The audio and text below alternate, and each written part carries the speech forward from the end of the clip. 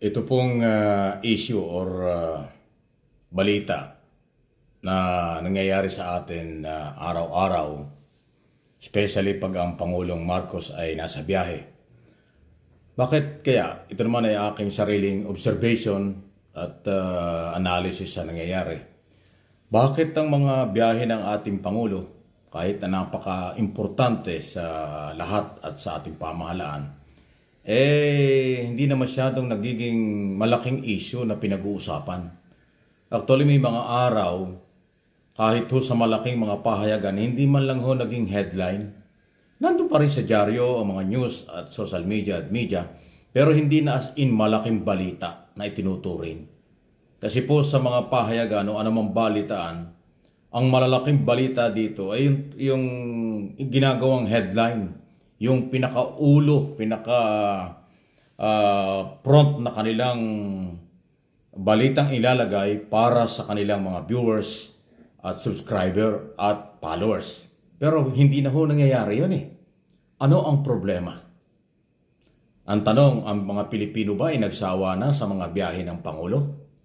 O ang mga Pilipino hindi gaanong interesado sa maraming pangako ng mga bansang kinakausap at mga foreign investor na kahit naman dumarating ang mga pangako, hindi naman maramdaman ng tao sa lalong madaling panahon. Yun ang mabigat. So maraming challenge. Sunod, dahil ba sa antingin ng mga Pilipino, ang harapin na lang ay yung problema ng ating bansa kaysa sa mag-travel ang ating Pangulong Marcos. Yan po yung mga issue. Pero ako, yung issue kung bakit, unahin natin yung issue kung bakit hindi na higiging headline o hindi parang pinag-iinteresa na yung balita. Yan ang malaking challenge sa Office ng Communication Office of the President. Kung paano nila ma-establish ang kahalagahan ng balitang pinupuntahan ng Pangulo, agreement at kung ano-ano, meeting sa abroad. Yan ang trabaho ng Communication Office, kung paano nila gawin. Yun ang baka sa palagay, sa tingin ko, baka may pagkukulang sila doon. Yan ang punto doon sa ulang tanong. Pangalawa, yun nga, ano ba yung sinasabi natin kanina na hindi na interesado ang mga tao doon sa mga travel ng Pangulo. Baka nga nagsasawa na ang tao ron. Kasi nga po, ang buhay na katotohanan kahit na global inflation, ibig sabihin, mataas na presyo ng bilihin sa buong mundo, pare-parehas, tumataas, tayo idamay din, yun ang dapat pagtuon ng pansin at yun ang nakikita nila. Kasi sa totoo lang, kahit na billion dollars ang pangako ng mga negosyante at ng mga bansang pinupunta ng Pangulo, kung patuloy naman yung mga bilihin ay taliwas sa mga report ng Philippine Statistics Authority na talagang mataas, hindi ho talaga matatanggap yan.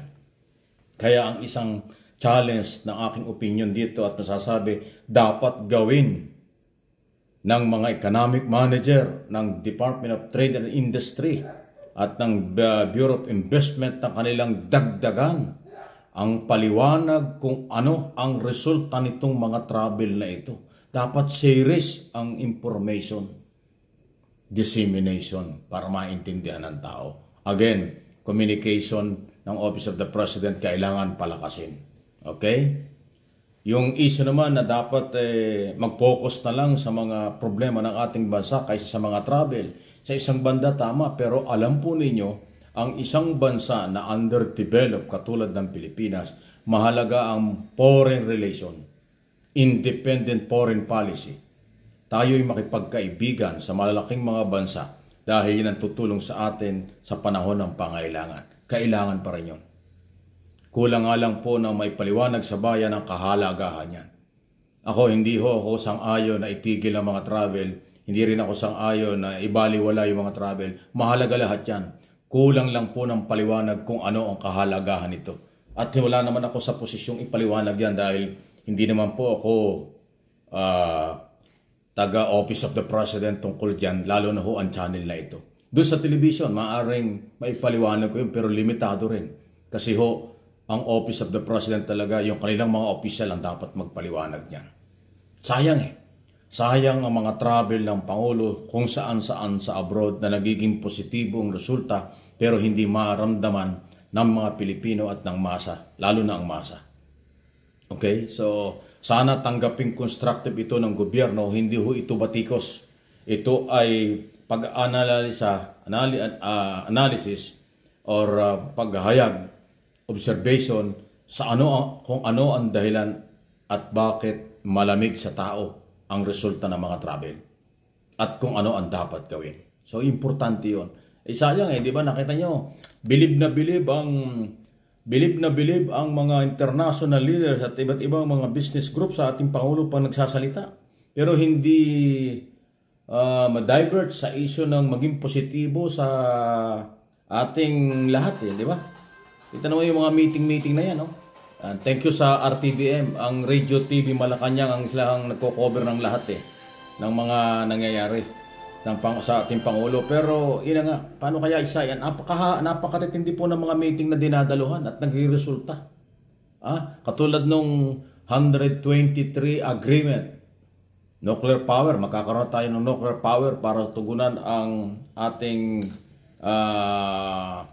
anong tawag dyan? Ayan, ang mga meeting na ganyan, no? Energy problem ng bansa. Kaya nga ito, APEC 2020.